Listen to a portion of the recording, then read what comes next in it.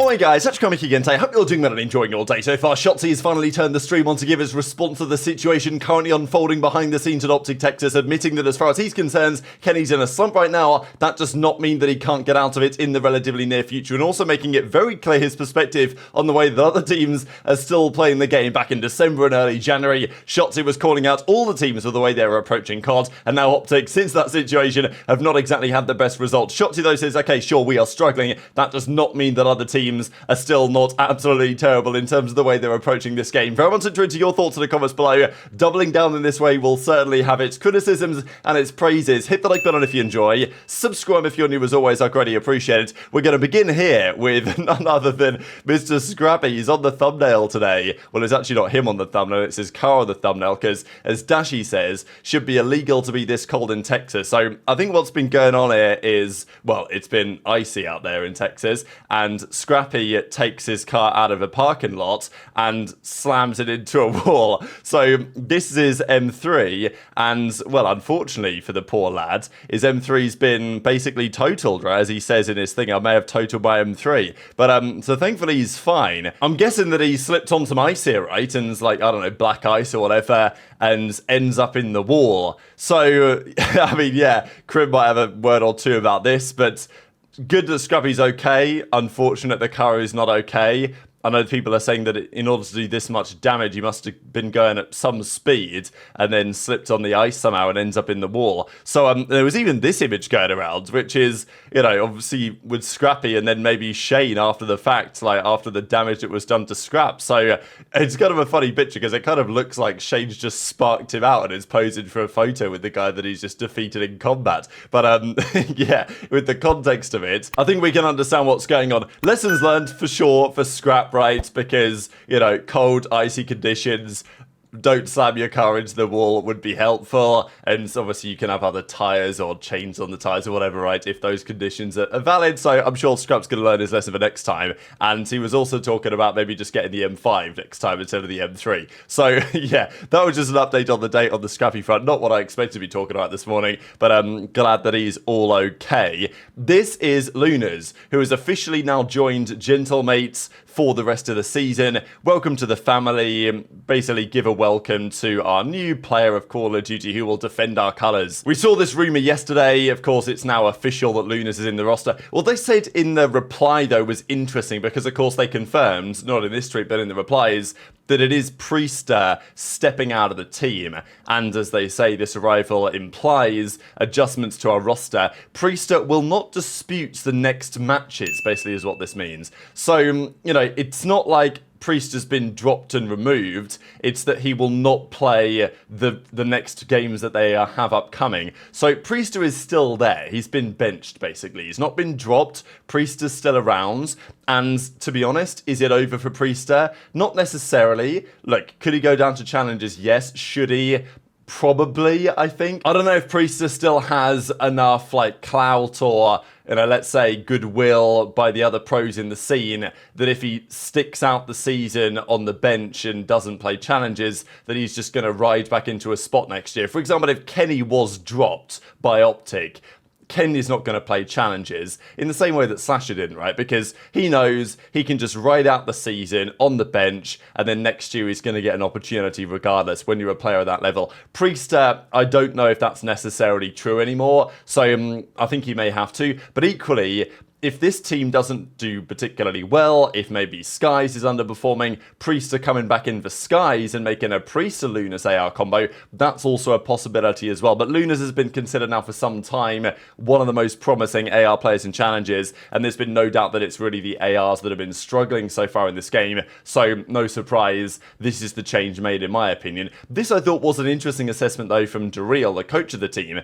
Excited to work with Noah and grateful to be a small part of his COD journey. Kid is incredible. His mindset is beyond his years. Now, you know, ReeaL has experience with multiple different players over the years. So I thought that was an interesting assessment because I'm not really sure what type of guy Lunarz is going to be. Is he going to be all aim, no brain? He's just coming in there as the gutty, right? Or is he going to be more of a Ghosty type figure, where he obviously can shoot straight, but also he's going to add elements, let's just say intangibles or whatever. And look, is he going to be comming in the same way that Ghosty did for OpTic when he came in, as obviously the surprise pickup from challenges a couple of years ago? Probably not, but still, if he's got a good mindset about the game, the way to approach things, that does probably bode well for his success as a player. So enjoy your thoughts on that in the comment section below. That was now confirmed yesterday, as Marky B says, also working over there with that team. Want to say shout out to Priestahh, came in, worked hard every single day. The results aren't on him, it's all of us as a collective. He's been a pleasure to work with, and he confirmed afterwards as well that he's gone to the bench. I'll continue to grind and get better. Appreciate everyone supporting. So will he be back? I guess we'll see. And tweet your thoughts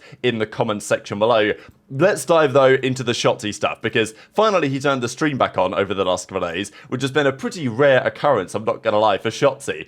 Since everything that happens over Christmas and the New Year's and calling all the teams terrible and all this, like, it obviously slowed down a bit when OpTic started to underperform. They're not streaming practice anymore, of course, which makes sense in the circumstances, but understandably they're going to get clowned for it. This was a tweet, for example, on the 11th of January, at the height of the Shotzzy villain arc, if you want to call it that, and Shotzzy kind of disputes this idea that he was on a villain arc and now he's backing down. Shotzzy, as far as he's concerned, is just speaking his mind, and apparently will continue to do exactly that. This was a tweet on the 11th of January. You know, these clowns, most of you guys don't do anything besides collect a paycheck. These guys are getting pay cuts every year and wonder why. They're not streaming, they're not making content and all this. So I don't think Shotzzy no longer has these opinions. I think he does, and he is doubling down on some of them. But of course, when the team is underperforming and you're clowning other teams, it's not always going to end especially well. So this was the debate really on Shotzzy last night. He was obviously asked a lot of questions on stream. He made it clear that Dashy had his root canal, and I think everything is probably moving in the right direction there to get them back up to speed. But he was also mentioning why the team made a change in the first place. Of course, I'll share these clips for you guys. And as Shotzzy says, sure, this is your opportunity for the OpTic haters out there, whatever, to talk all the trash that you want. This is the best time to do it. They're currently in a real slump, they're struggling. Shotzzy does not obviously believe that's going to be the case forever. He's pretty confident they're going to be turning it around. He also commented a fair bit as well on exactly why and how they made the decision to get rid of Hook. I know there's been lots of speculation on this as to why they got rid of him in the way that they did. Of course, we don't really know where Hook's going to go next, if anywhere, for the time being anyway. At least initially, right, it was Formal who came out on stream and said that Shotzzy effectively made the call. Now, Shotzzy wasn't very happy with that assessment, and he does mention it here, but he also said that it wasn't just Kenny. So it's not like, obviously Kenny did his stream, right, that famous stream where he talked about many of the issues that the team was having, and maybe Hook especially were having on the map at the time. So Shotzzy says that it wasn't just Kenny, it wasn't just me, it was a team decision, and we, maybe unanimously agreed, whatever, that this was the decision they wanted to make to bring Pred back in. Of course, there are some questions on that because, the vibes and everything, as we discussed yesterday, don't look exactly perfect, but I do think there is a good argument to make that OpTic with Hook simply didn't really fit the style that they had. Pred is a very, very different SMG player to what Hook is in terms of the way that he approaches the game, and last year OpTic were able to build their success on the way that Pred plays. Shotzzy was kind of free to go rogue and do what he wanted to do on the map, because if Shotzzy did ever overextend, Pred would be, I don't want to say sensible exactly, because that's not quite the right word. As a COD player, you're always taking risks in different moments. But Pred knows when to lay down, right? Like, he knows when to play for a kill. And Hook doesn't really do that, and neither does Shotzzy, really. So you put both of them together, and Shotzzy Hook is, as we all know, a feared SMG duo online. But on LAN, when the game generally slows down, Shotzzy Hook historically has not worked as well. And I think that's why it worked better with Pred. Also, Pred from like a comms perspective, probably better than Hook. So Hook has his benefits as a player, absolutely. Can he benefit another team? Sure. Is he a bit inconsistent? Sure. But that whole team structure in many ways worked really well because of Pred, and I think probably the entire team agreed that whatever's been happening with Pred, like, it's worth the risk because the team structure I just don't think was going to work with Hoog based on this assessment. So this is what Shotzzy has to say on it, the decisions they made, but also Kenny individually and why he's currently struggling. And for the people that are on our ass about, like, obviously the split that we're having this, like, now, like, y'all are just clowns. Simple as that.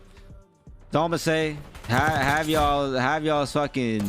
This is the moment where you could truly talk shit. This is y'all's moment. So fucking just keep the same energy, dude. Just trust me. I still think everyone's dog shit. For you guys saying, "Oh man, look at him trying to be a villain." That's another cringe shit, bro. Who said I'm a fucking villain, by the way?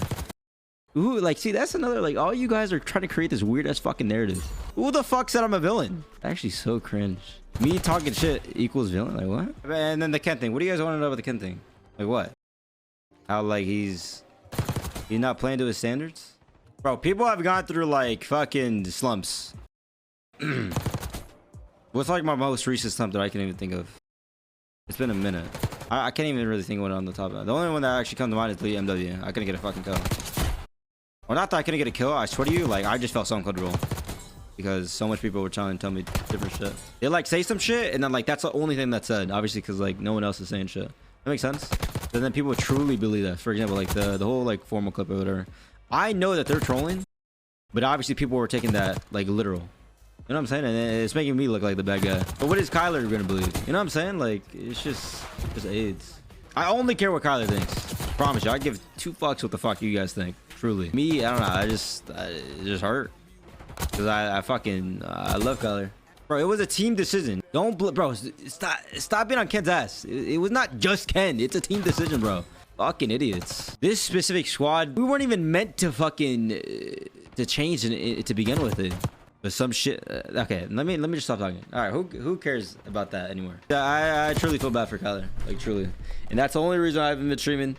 I genuinely feel bad. Like, that whole situation was just fucked, and I know it's fucked. Kyler's good, but that's this. But it's not even a talent thing, bro. Kyler's fucking insane. That's not even it, bro. It's obviously not the fucking issue. This whole, oh my god, man, wow. Everything would make sense if I could, like, say shit. Like, everything, I promise you. I'll do it when I retire. That's when all the roster shit, everything will make sense. When I could say it when no one gives a fuck. But even then, like, by then probably no one's gonna give a fuck. So there's no doubt Kenny right now as a player is going through a serious slump. It's happened before with Kenny and he's got out of it before. As I said the other day, the concern for the OpTic fans will be, well, you know, is this his final slump? As in, is he never getting out of it, right? Is he never going to be the same player again? I doubt that pretty heavily, but he does have a lot to work and improve on over the next couple of days, and obviously OpTic have got to think about it. It's pretty funny that Shotzzy was talking about Kenny and saying, oh, he's in a bit of a slump right now. I've been in slumps, and then Shotzzy was thinking, like, when's the last slump I had? Like, you can't really think of one, right? Because he's particularly, you know, consistent player in terms of being at a very solid level.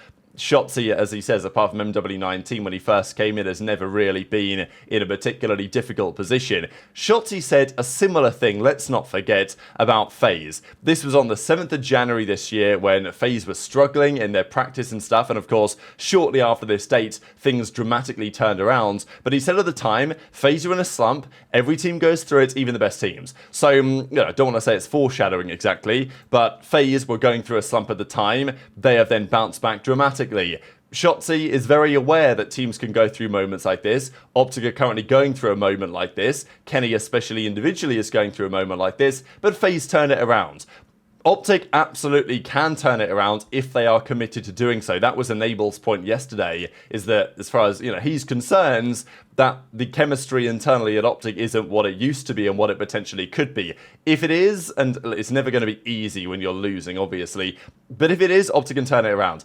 If they're not 100% confident in each other that this team of 4 is going to be able to get back to that success, that's where the problem is. But if they genuinely believe that this team can get back to the top, then I think they will be able to get there. But, you know, that's just as it stands for now. Shotzzy seems confident that things can go in the right direction, but you know, again, Shotzzy's going to say things on stream, and, you know, will that actually become the reality of it? Who knows what's actually happening behind the scenes? But I thought it was kind of typical that Shotzzy doubled down on saying that everyone's still terrible. Like, he still looks at the way that many teams are approaching the game and doesn't really like it. It's just right now OpTic aren't good enough to capitalize. So whether that says something more about OpTic or more about the other teams, that is a matter for debate. And of course, OpTic this weekend, they play their favourite team again at the Carolina Royal Ravens. They play on the Saturday. That's the only game that OpTic play this weekend before the minor coming up the weekend after. But yeah, of course, they've talked the most trash probably of any team to Ravens, and Ravens have beaten them 2-0 so far this season in the minor and at the major as well. Whether that'll happen here, I guess time will tell. Very much intrigued to your thoughts in the comments below. Hit the like button if you enjoyed. Subscribe if you're new. Take care, and I'll see you next time.